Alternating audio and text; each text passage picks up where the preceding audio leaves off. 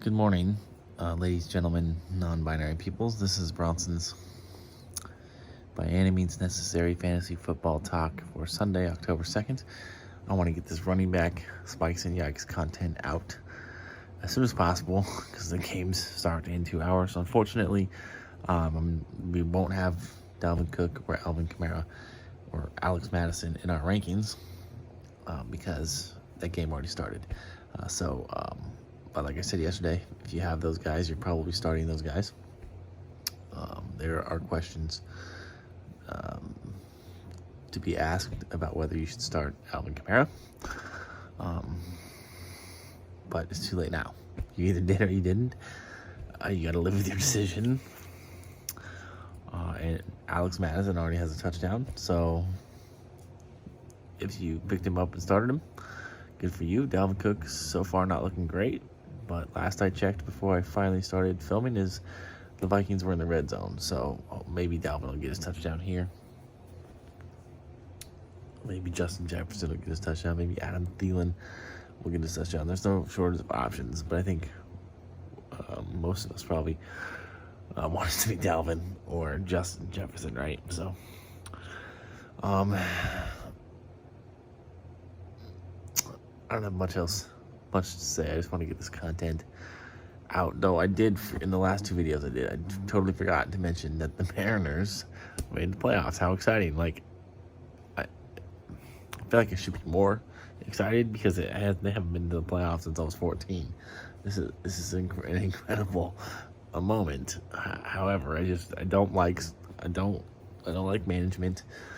Ownership. I don't like Scott Service. I don't like Jerry Dipoto. I don't like anybody that's in charge and the decision-making process for this team.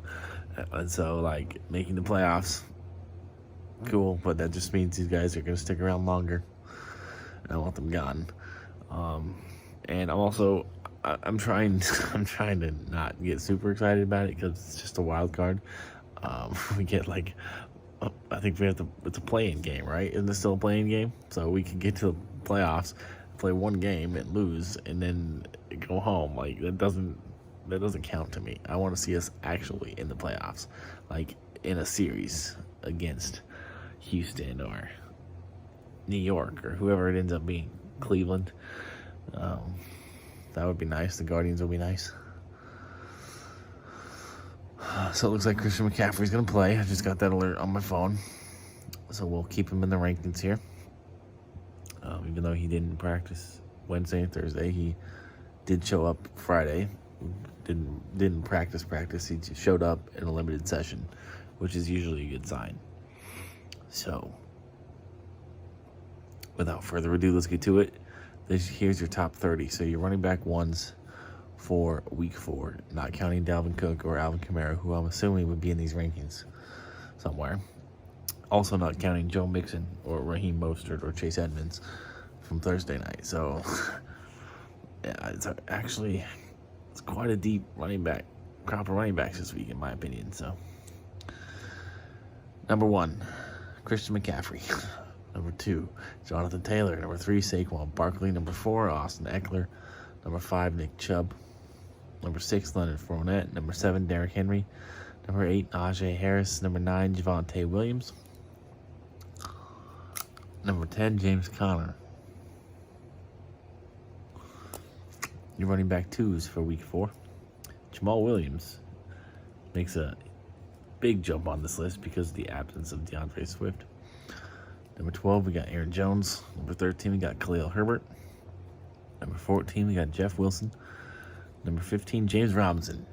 Back up in the top 15 where he belongs.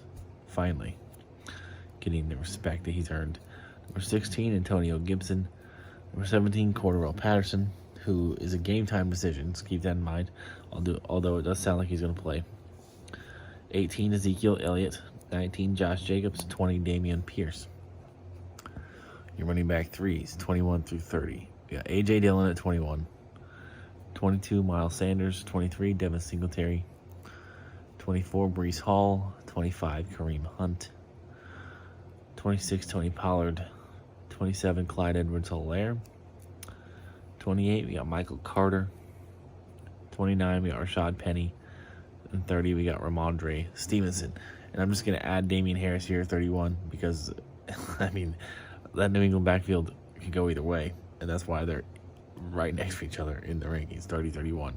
Although I feel like Damian Harris has been the more productive guy this season, so I don't know why he's not ahead of Stevenson. But and we finally got the Jets running backs a little bit more evenly ranked, both in the running back 3 conversation with Breece Hall at 24, Michael Carter at 28. So I do have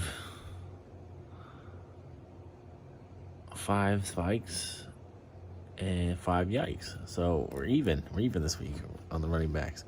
Starting with my yikes, as always, we're going to start way up at the top of the list. Number 1, Christian McCaffrey's not going to be 100%.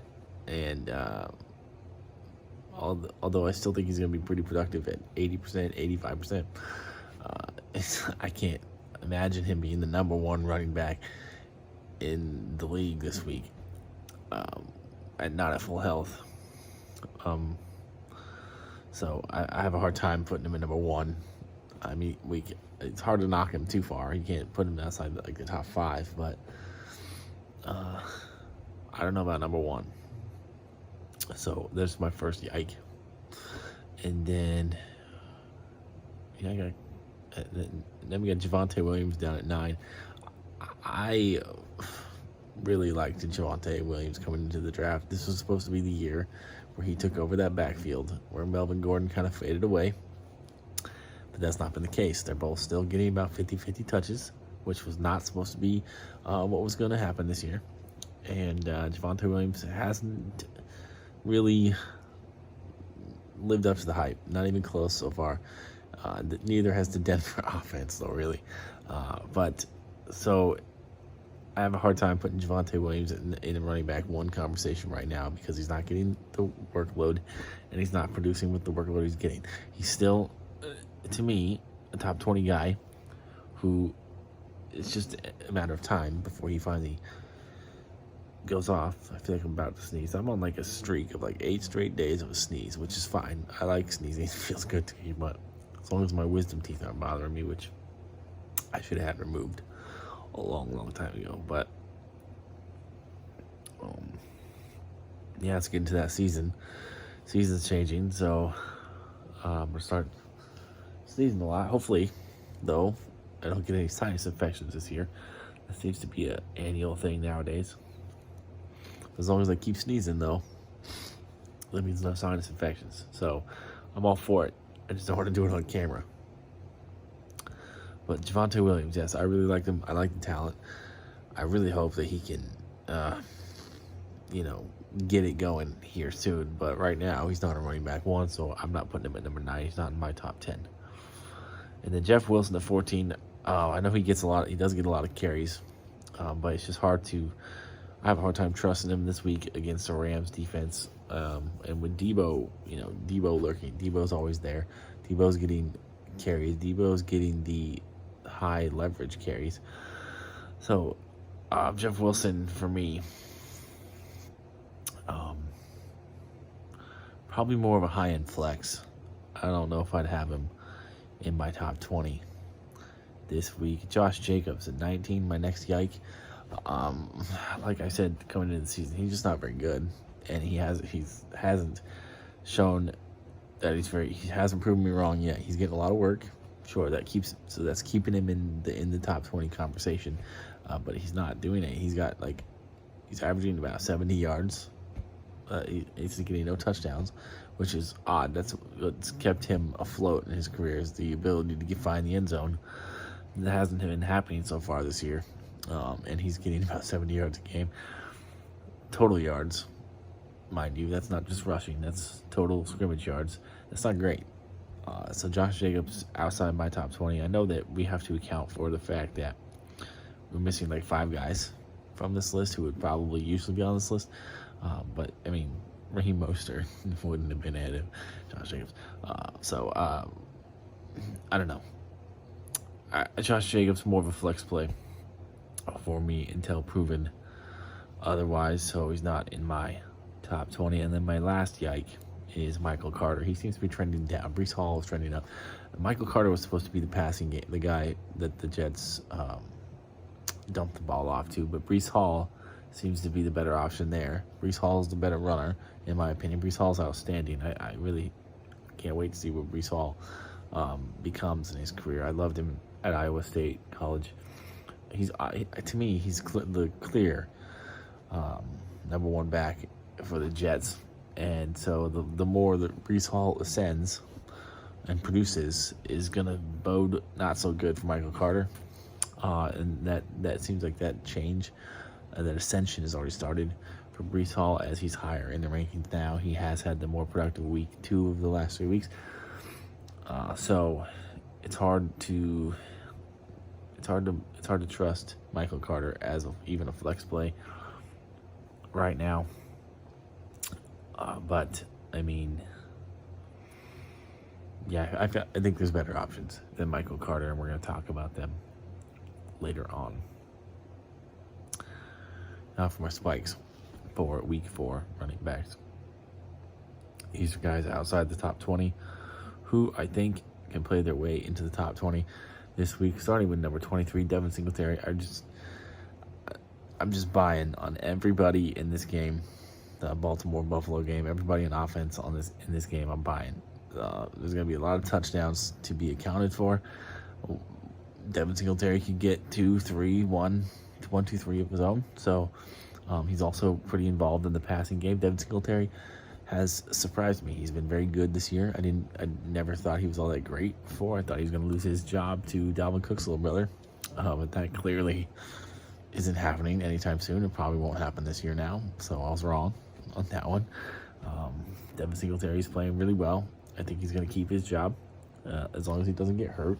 Knock on wood. On account paper. This paper here.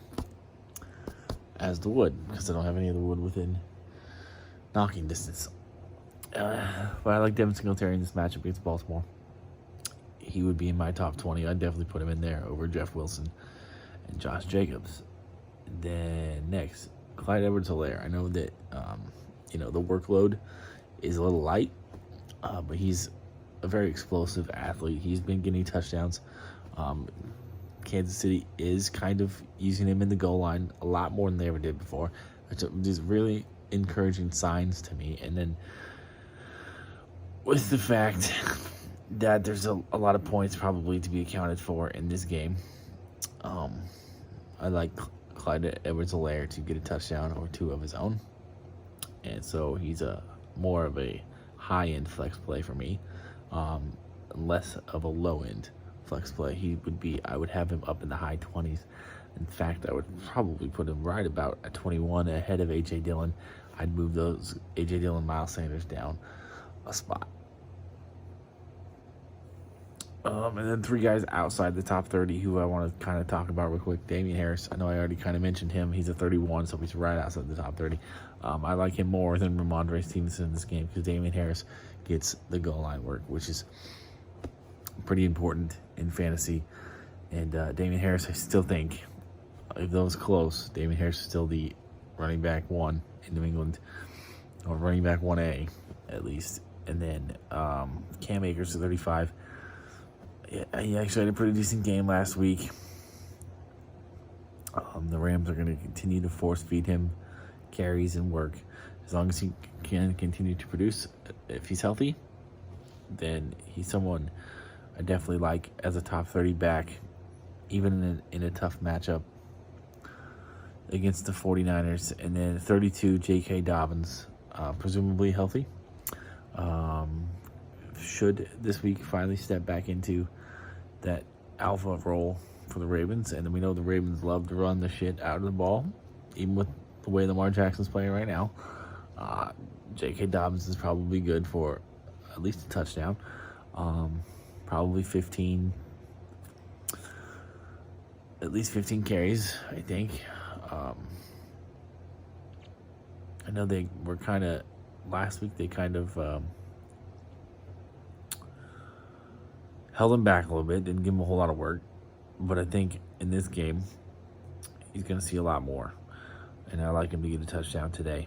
So that puts him in the flex conversation for me, which I guess at 32 technically is a flex play conversation. But really, with most leagues only start 2 running backs, right? So your running back 1s, 1 through 10, your running back 2s, 11 through 20, and then your flex plays are 21 through 30.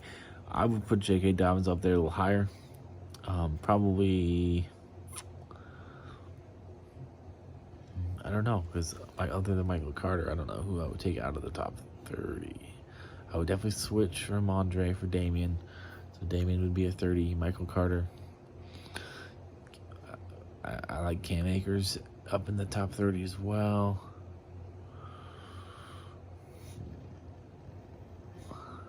Yeah, probably Tony Pollard. I mean, I know Tony Pollard sees enough work, but I mean, all these other guys are like running back 1s on their team, except for Tony Pollard. So I don't know if I'd be flexing Tony Pollard with all these other names on there. I mean, maybe, I guess, personal preference for that last spot, Tony Pollard or J.K. Dobbins, right? Excuse me. I didn't sleep a whole lot. I got up early to film this video and to follow the Vikings game and to work a little bit before I go watch the day games. There's definitely a case to be made that Tony Pollard belongs in the top 30 over Dobbins. But for me, for my list, I tend to favor the guys who get the higher workload more than, little gadget guys or third down backs like Tony Pollard.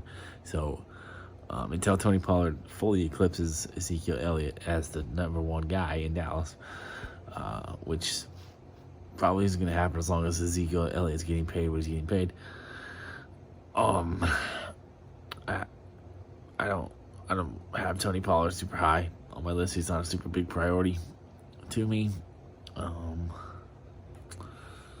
There's still concerns about Dobbins, knee Dobbins' health. So I could see Tony Pollard ahead of him still. I don't know. So maybe 32.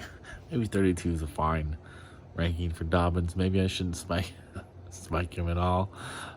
But yeah, because I just can't see who to knock off this list. But I don't know. I just got a hunch about Dobbins today. I think Dobbins is gonna have a better day than Pollard.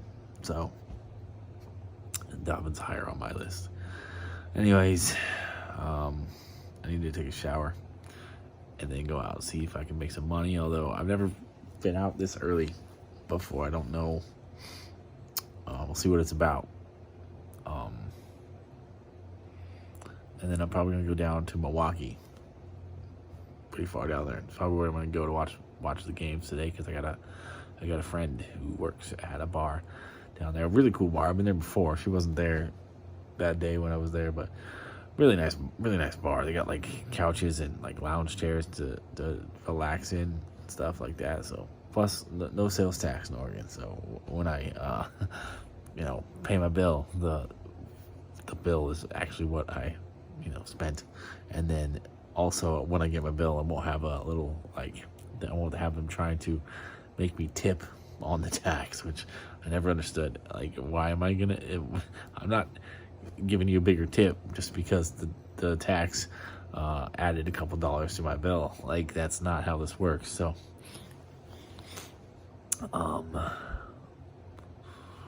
right, so peace, love, nacho fries, good luck, and I'll see you guys on Tuesday then.